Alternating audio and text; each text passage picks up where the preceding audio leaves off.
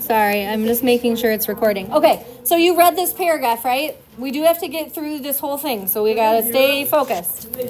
Well, now they can. So, hi, that's an Irvin. Okay. So this paragraph is we've had pages and pages of protocols, right? Session 1, day 1, whatever you want to call them. In the S12 folder, we've had session 1 to 6.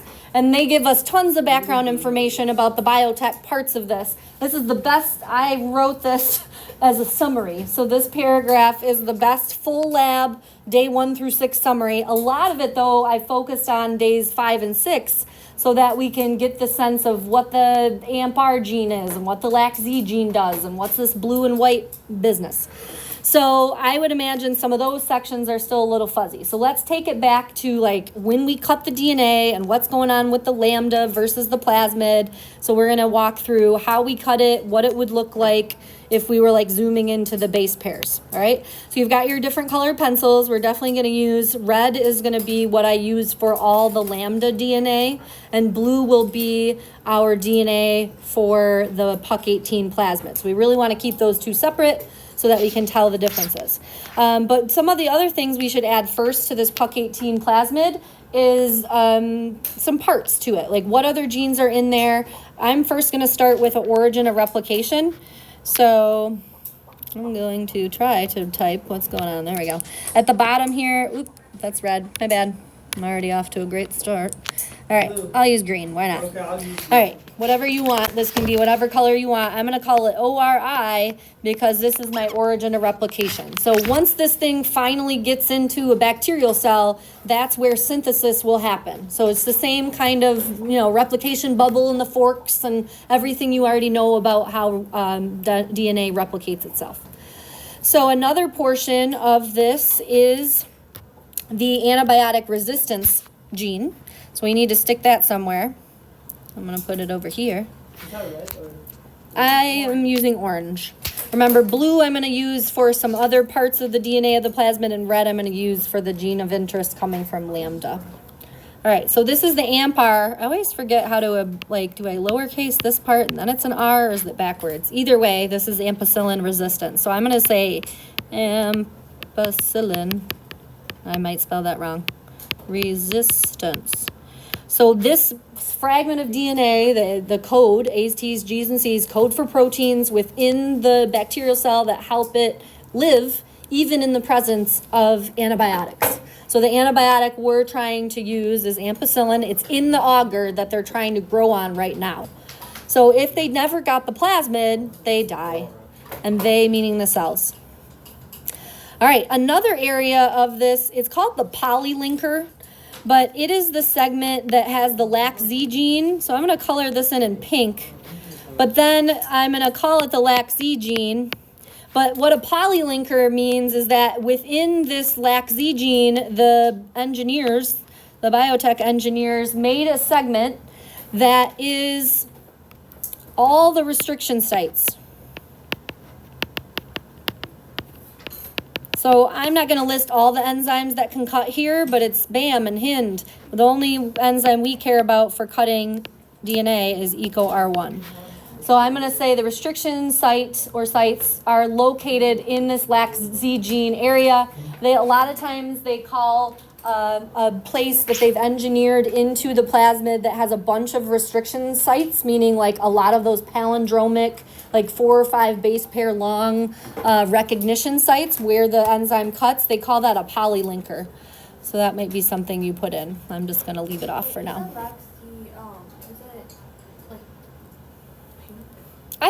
Pink is good. I'm going to go red, full on red to the right here for this lambda gene. So I'm keeping the PUC18 plasmid separate, and everything that's happening on the right side is going to be the lambda or the gene of interest. I'm going to call it gene X. It's basically just the small piece of DNA eventually we're going to try to have inserted it right here. So just remember though, when they send us this, it's already cut. Okay? But if it sticks back together, that just means that we didn't put anything here and the LAC-Z gene will still work. We want to shut it off. By shutting it off, they can't turn blue. All right. Over here on the right, I'm going to draw in red a portion of the lambda DNA. So somewhere along this big strand of DNA, so this is the whole lambda genome, but this red part I'm going to call gene X. And somewhere here I'm going to cut, and somewhere here I'm going to cut with ECO. That was day 1. Oh, good Lord. What's happening? Sorry, me and Notability. We get along great. All right. So these 2 lines are just representing the double-stranded DNA of the lambda virus, where we got our gene of interest. And after day 1, we did chop up this whole genome of lambda into pieces. And day 2, we put that DNA that had been already cut up into the gel and ran it. So the next piece, we're going to show how and where the cuts are made. So we're still kind of going back to day 1, session 1. We're looking at how the cuts are made on the gene of interest and how the cuts are made within this restriction site on the plasmid itself. You'll see down below here, you don't have to add this here, but we do see that gene X lies between like 2 ECO R1 cut sites, and then the cleavage pattern, you don't have to memorize it, but I'm going to use the same pattern over and over again. This is the RIFLIP, or the palindromic sequence, that this enzyme knows to recognize, and it's going to cut between the G's and the A's. So it's going to cut right here, and then it's going to cut right here. So we're going to model the sticky ends, and it's kind of the same thing that I drew already in the graphic down this way. So I'm going to start putting some bases in here that show, like, if we were to zoom into the lambda DNA, this is where the ECO would have cut on day 1. Hello. Sorry. You're good. Wait, for this one, I think it was like smushed.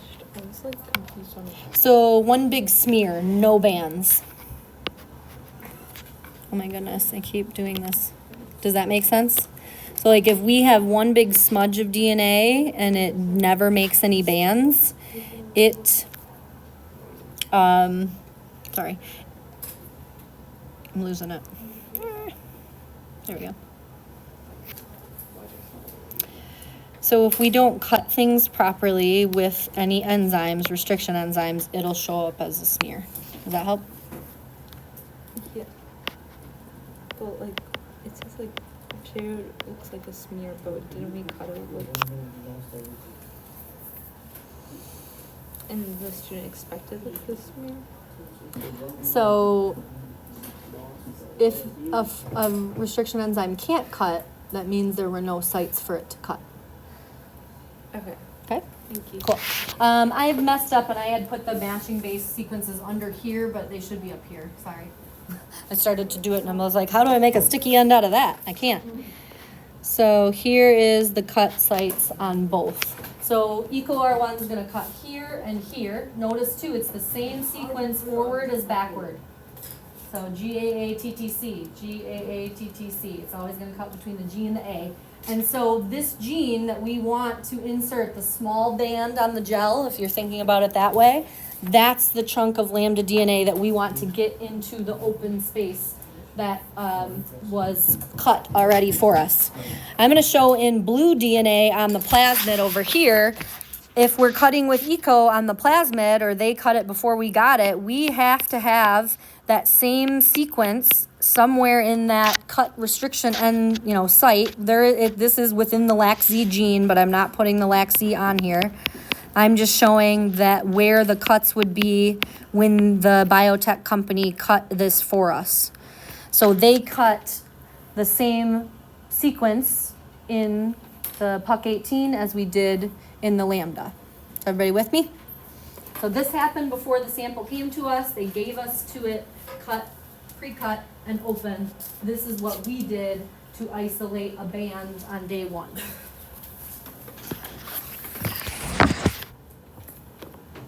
All right, let's keep going. This one is just, I want to show you what the sticky ends would look like. So I'm going to go a little bit faster. So the sticky ends of our plasmid would be kind of like this. So we'd have a G hanging out here, and then we'd have the rest of our sequence, C, T, T, A, A. And then the other G is like hanging out over here. And then we'd have an A, T, T, C over here. So the sticky end, you can kind of see the overhang on each of these segments. So like this is a sticky end. I'm going to just say SE for sticky end. And like this little chunk over here that's overhanging is a sticky end. So those are going to match up to sticky ends within the ends of our gene of interest that we already created on day one. So we're going to have a sticky end over here of AATTC. A G down there. We have a little G. Mm-hmm. And do you want me to put notes here? Yes, please. Thank you. So the red sticky ends that I'm putting the SE on and the blue sticky ends, they will anneal because they have the complementary base sequence. And we also, when we got to this step, like if we actually stuck these together, we're kind of going into like day 5. But I'm just showing you like after day 1, our gene band that we used for gene X looked like this. It had the sticky ends. And when we get this plasmid on session 5 or day 5, it already has the sticky ends where this can stick. All right? Doing okay so far? Yeah. Mm-hmm. All right, I'm going to keep going because we want to get through the whole back side here before we get out of here. Okay, so on this side, if you flip it over, we have the ligation and the transformation steps. So when I say ligation, it sounds like ligase. So yes, I want to show how I'm going to stick in the gene insert. And rather than going through all the base pairs, I'm just going to draw in blue. What's up? Yeah. I'm going to draw in blue like the sticky end overhang. I had like one base here, and then I had a few bases. So I'm going to just kind of like draw the sticky end chunk in blue. And then I'm going to draw another little piece here with the overhang here. And then in between those pieces, I'm going to put the red DNA because that's my gene insert. So we could put the A's, T's, G's, and C's and show how they match up, but I'm just going to save a little bit of time and show that the sticky ends would match up in that way. That's super exaggerated because of the size and the scale of that gene insert. But if that happened, that means they annealed together. And annealing together is to be able to combine. So it's combining with complementary nucleotides. I can't spell tides. So bases, right? So like your normal base pairing Chargaff's rules that we've always known about. So we did this on session 5 or day 5 just the other day, and we used the enzyme ligase to stick it together. We also used some cycles of heating and cooling. So we had like a heat shock that helped them find their hydrogen bonds between the plasmid sticky end and the gene insert sticky end. And then we put it on ice. Remember that part? So we like heat shocked it and then cooled it down, and that helps things stick or anneal. And then the DNA ligase comes in and links the covalent bonds between the fragments of the blue plasmid DNA and the red lambda insert. So if we were successful with this after session 5, this is the recombinant DNA plasmid. Also, sometimes we call that a vector. This is carrying with it the genes that we want to clone within our bacterial cells.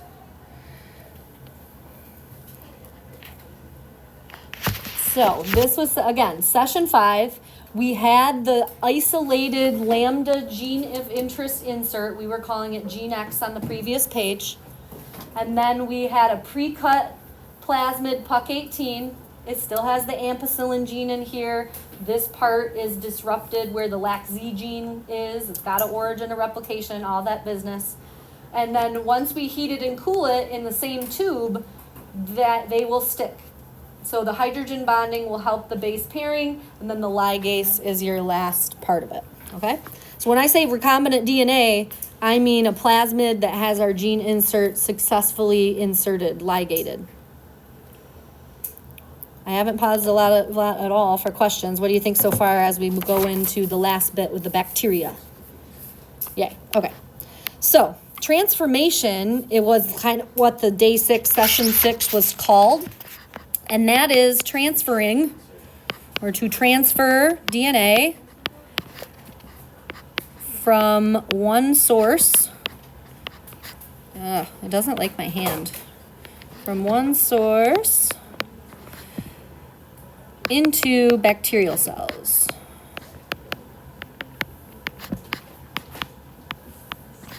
So the DNA from one source, I'm just going to draw our source, is our recombinant DNA plasmid vector. So this thing is an E. coli cell. Oops, that should be a little c, but you get it. So this is the shape of an E. coli. And I blew it up really big because I wanted to show you how do we get the plasmid inside the E. coli cell. This cell membrane is negative. So the plasma membrane is negative. I'm just going to put neg with a little negative symbol, and I'm going to draw little negatives all around my plasma membrane. What's the charge on DNA? We're trying to get DNA inside the cell. DNA is also negative. Right. How does it get in there? Negative and negatives repel. So this whole thing is repulsion. Thank you. So how does it get in the cell? Well, if we go back to our steps of like, how do we get, I'm going to draw the plasmid. Here's a plasmid DNA piece. Here's my cute little insert of red. How do I get this guy into the cell? Beep. We used calcium chloride. So I treated the cells before day 6 with calcium chloride. And this is more for my chem people, but when it's in solution, it breaks up into its ions. So positive calciums and negative chloride ions are floating around in there, coupled with the heat shock of the temperature change. The calciums tend to attract to the plasma membrane and kind of disrupt the phospholipid bilayer. I don't really care what the chlorides are doing because they're negative too. I don't need them. But the calcium allows for the disruption of the cell membrane and lets that plasmid sneak by, right? So it's the calcium chloride step of session 6 and the heat shock parts that make the membrane fluid and make kind of little holes where the plasmid will not get stuck, okay? This is like diffusion, remember this? Earlier in the year, in September? Yeah, Zara. Ca plus, it's +2. I'm just doing pluses and minuses. So yeah, +2 and Cl -1. You guys are good chemists. All right, so that's the trick of the science behind how do we get the plasmid in. So if the plasmid doesn't get in at all, we won't see any bacterial growth. So like we wouldn't see any cells. I'm going to show that down here. Like what if I don't get any plasmid in here? They die. Die without plasmid. No AMP-R. If they don't have the ampicillin resistance, they can't live. But let's say we do get some plasmid in here. Then we'd have the blue pieces and the red inserts and more blue pieces because it's cloning itself, right? Once it gets into one of these cells, it makes copies. And then they can share genetic information and pass plasmids even across their own membranes together. They have like a sensory way to say, hey, give me some DNA. So sometimes plasmids can sneak by. So if we've successfully gotten this plasmid into here and disrupted the LAC-Z gene, these ones would be white. So I'm going to write white by the ones that got the plasmid. What color would all the rest be if they just have, I'm going to do these ones, just have the blue? All plasmid DNA. They will be blue. Blue. Blue. All the ones, I want to show a few more that actually got the plasmid because those will be white. So we have 3 different outcomes that can happen. We can have no growth at all. That means they didn't even get the plasmid at all inside their little cells. And those ones will die because they don't have ampicillin resistance. Maybe they didn't get the insert and they just have all plasmid DNA. Those ones grow blue. They still have ampicillin resistance, but their LAC-Z gene works. All of these ones grow white because we have messed with their LAC-Z gene and disrupted it. So the group of bacteria above represent a colony, and they're carrying cloned DNA copies of gene X, or at least the ones that have the plasmid with the red part in them. What do you think? So we started with cutting lambda DNA. We ran it through a gel. We picked out the band size we wanted. It was pretty small because it moved down the gel a long way. Then we filtered it out with the eluter. Remember the alcohol and the ethanol steps? Go back and read those on day 4. And then day 5 we came in and we exposed Puck 18 that was cut open already to our lambda insert, and hopefully we made recombinant DNA. Then the last day 6, session 6, we messed with the cell membrane with the calcium chloride, and it hopefully let the plasmid inside the cells. And then we put them on agar. Remember the agar has ampicillin on it and that sugar X-gal. So that's why we are selecting who lives and dies with the antibiotic. That's that marker, and we're screening for blue and white. Yes?